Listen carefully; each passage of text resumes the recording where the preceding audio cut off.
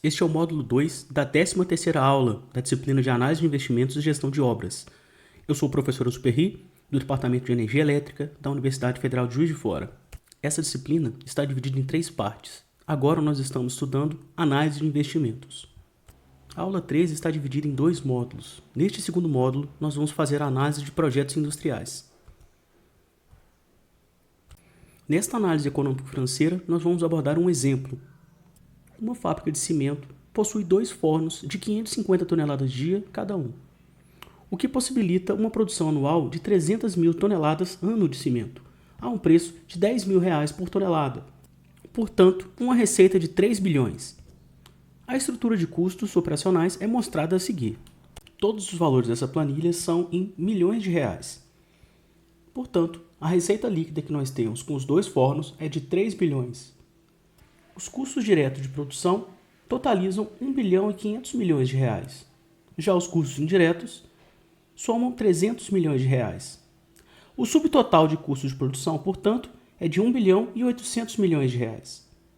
As despesas gerais variáveis são de 600 milhões e as despesas gerais fixas de 100 milhões. O subtotal de despesas gerais é de 700 milhões. Assim, o total dos custos operacionais é de 2 bilhões e 500 milhões de reais. Estes custos são relativos à operação dos 2 fornos. A empresa pretende expandir-se, investindo em um terceiro forno de idênticas características. O custo do forno instalado é de 2 bilhões. Espera-se uma vida útil de 20 anos, ao final da qual será vendido como sucata, a um preço de 10% de seu valor original. A depreciação contábil será de 10% ao ano sobre o valor original, ou seja, os 2 bilhões. A empresa necessitará ainda de capital de giro adicional, no valor de 200 milhões. As receitas e os custos diretos crescerão na mesma proporção do aumento da produção. O prazo de execução do projeto será de 1 ano, sendo que no primeiro ano de operação, por motivos de ajustes, o forno operará 60% do esperado para os demais anos. A empresa investirá apenas recursos próprios, sem nenhum financiamento. A alíquota de imposto de renda é de 35% sobre o lucro tributável. Se a TMA da empresa é de 10% ao ano, é vantajoso investir nesse forno? Nós vamos fazer a resolução desse exemplo no Excel. Para que a gente seja capaz de avaliar o VPL, o valor anual uniforme equivalente e a TIR desse investimento, a gente tem que levar em conta todos os custos e despesas relativos a isso, para montarmos então, nesse saldo final, a última linha dessa tabela, o nosso fluxo de caixa. E é sobre esse fluxo de caixa final que a gente vai ser capaz de fazer essas análises. Então, essa tabela está organizada de modo que a gente possa analisar, durante toda a duração desse projeto, quais são os seus custos e receitas. Então, a gente tem aqui ele começando no ano 0 e indo até o ano 21. Porque esse projeto dura até o ano 20, mas o imposto de renda do ano 20 deve ser pago no ano subsequente, portanto, no ano 21. Vamos começar o preenchimento aqui. Antes de mais nada, vamos fazer uma formatação condicional para facilitar graficamente a nossa análise dessa tabela. Eu vou colocar uma formatação condicional aqui, falando que se essa célula for menor do que 0, ela vai ficar com preenchimento vermelho e texto vermelho escuro. Então a gente vai ter mais facilidade de graficamente separar o que é custo do que é receita. O investimento inicial é de 2 bilhões, e eu vou preencher essa tabela aqui com valores em milhões, né? Então vou colocar 2 bilhões é 2 mil. Opa, já que o investimento é menos 2 mil, e vai aparecer em vermelho aqui para a gente. O capital de giro é de 200 milhões. E o valor residual só vai acontecer quando acabar o projeto, portanto eu vou colocar o valor 0 aqui. O investimento também só ocorre no princípio, e o capital de giro só pode ser recuperado no ano 20. Então vamos preencher todas as células do investimento. Aqui então, aqui nós vamos recuperar os 200 milhões do capital de giro. Não vamos ter mais nada a recuperar aqui. O mesmo ocorre para cá.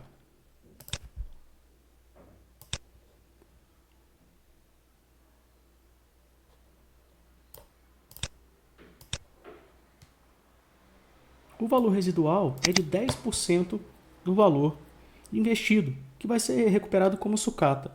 Portanto, nós vamos recuperar 200 milhões. Assim, a gente pode então fazer uma receita líquida aqui de cada ano, dada a produção que nós vamos ter com o nosso forno. No ano 0, a gente não tem nenhuma receita. No ano 1, a gente tem 60% da produção do forno. Do ano 2 em diante, a gente tem a produção normal dele. Como 2 fornos juntos vão ter a receita de 3 bilhões, um forno vai ter uma receita de 1 bilhão e 500. O que vai ocorrer até o ano 20. No ano 21 já não temos receita, porque o forno já foi vendido como sucata. E neste ano, o que a gente tem é 60%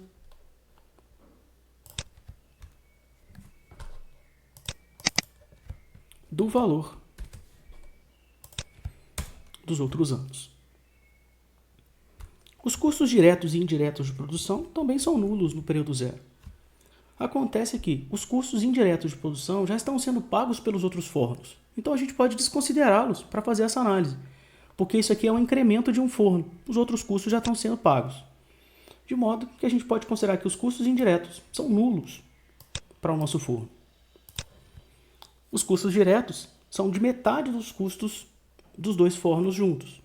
Os dois fornos têm o custo operacional de 1 bilhão e 500 milhões. Portanto, esse aqui vai ter um custo de 750 milhões. E se é um custo, é negativo.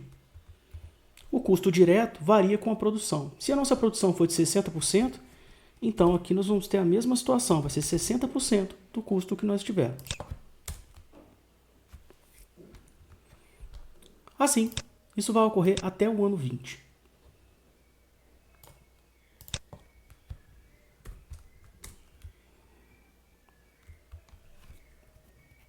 Dado que nós temos a receita e esses custos iniciais, a gente já pode calcular aqui um lucro bruto em relação a isso. O lucro bruto vai ser a diferença entre a receita líquida e esses custos iniciais. Ele pode ser calculado, então, como a receita líquida mais os custos diretos de produção mais os custos indiretos de produção. Aqui eu tenho que só corrigir essa célula, que ela é, na realidade, AB6. E a gente pode utilizar essa fórmula para todos os valores que a gente tiver aqui. De modo que agora nós temos um lucro bruto. Esse lucro bruto, a gente ainda vai ter que avaliar nele o imposto de renda e as despesas variáveis e fixas gerais. Sobre as despesas fixas, a gente pode considerar que essas despesas também estão sendo pagas pelo modo que a planta já está operando, com dois fornos. Então, a gente pode considerar que esse valor é nulo para todos os anos de operação dessa máquina.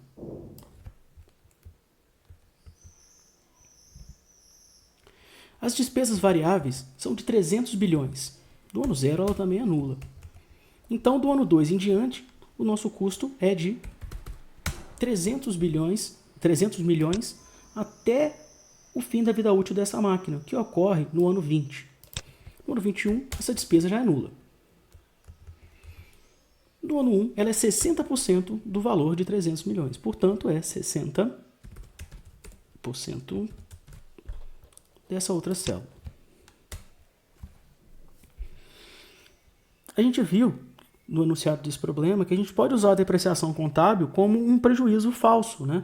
Para que a gente abata impostos a ser pago. Então, a depreciação está entrando aqui com um valor negativo, depois que a gente paga o imposto de renda, ela volta com um valor positivo, porque a gente não perdeu efetivamente esse valor. Essa depreciação contábil ela pode ser utilizada por 10 anos. Portanto, no ano 0 nós não temos depreciação, depois a gente pode depreciar o nosso investimento em 10% ao ano, portanto, por 10 anos. Essa depreciação vai ser de 200 milhões anualmente. Ela vai bater impostos para a gente do ano 1 até o ano 10. Do ano 11 em diante, o valor contábil do nosso forno é 0. Portanto, esse valor não pode ser mais depreciado. E quando a gente vender esse forno no ano 20, a gente inclusive vai ter que pagar mais impostos relativos a isso.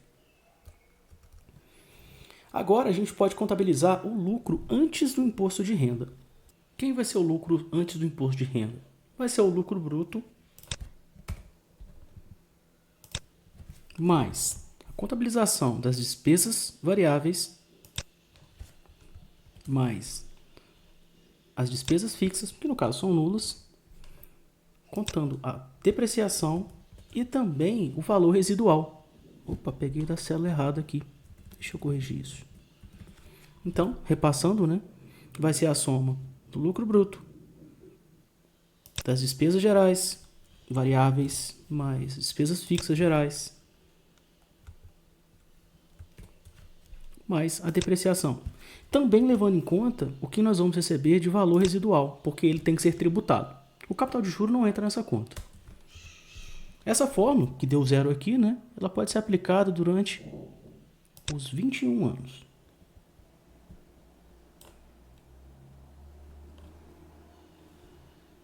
E aqui, então, eu tenho os nossos valores de juro antes do imposto de renda. Isso aqui é lucro tributável. Agora, a gente pode calcular o imposto de renda. O imposto de renda de um ano, ele é pago no ano anterior. Portanto, ele é nulo no primeiro ano e pode ser calculado pela seguinte expressão. Vai ser menos 35% vezes o valor do lucro tributável antes do ano anterior. É por isso que agora vai ser útil a gente ter isso durante 21 anos. Agora eu tenho o meu imposto de renda ser pago durante os 21 anos.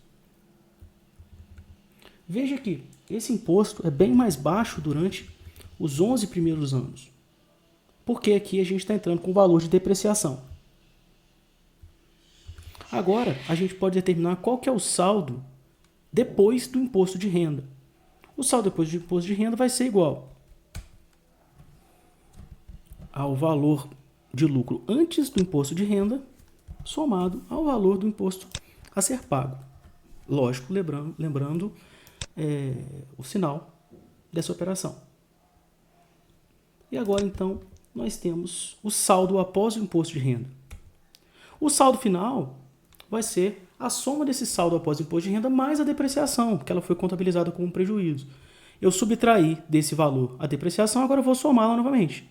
Porque a depreciação, na verdade, ela é utilizada apenas para o cálculo do imposto de renda, né? Então, vamos lá. A depreciação que nós temos é nula no primeiro ano. E agora esse valor vai entrar para a gente como valor positivo, porque ele foi subtraído aqui, né? Durante os 10 anos. O restante dos anos é um valor nulo, porque a depreciação só pode ser utilizada durante 10 anos.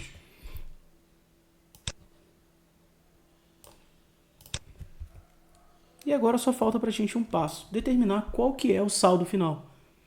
O saldo final, então, vai ser o saldo após o pagamento do imposto de renda mais a depreciação. Igual saldo após o imposto de renda mais a depreciação. Isso para todas essas células aqui abaixo.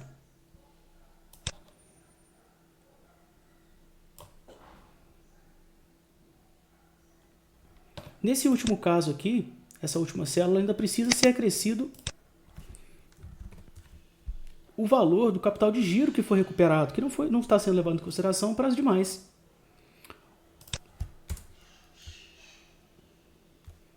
Beleza. Então, através disso, a gente recuperou o capital. A gente poderia colocar esse valor na fórmula de todo mundo, né? Mas isso só ocorre realmente no 20º ano. Assim, eu tenho esse fluxo de caixa. Depois desse trabalhão todo, a gente vai ser capaz de fazer a nossa análise econômico-financeira para saber se esse projeto é viável ou não. Agora, então, vamos fazer o levantamento do VPL, do VAUE e da TIR. Eu já tenho uma aba própria para isso aqui, então vamos calcular o VPL. O VPL vai ser o comando VPL, a taxa de 10%, que é a nossa TMA, todos os valores que não estão no presente, portanto, daqui até o ano 21,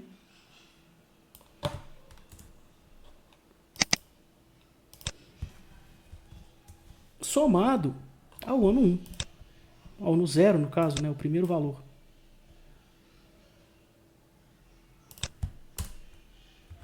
Mas já achei um errinho para nós aqui, ó. Esse valor vai ser igual à soma do que eu investi. Então, o nosso fluxo de caixa agora está corrigido. O valor de investimento, todos os valores que nós tivemos de recebimento e, por último, o pagamento de imposto. Veja que o nosso VPL, corrigindo aquela situação, deu um valor positivo. Assim como o exemplo que a gente fez no módulo 1, vamos calcular a TIR antes do valor anual uniforme equivalente. É muito fácil calcular a TIR pelo Excel, é apenas a gente usar o comando TIR, selecionando todos os valores do nosso fluxo de caixa.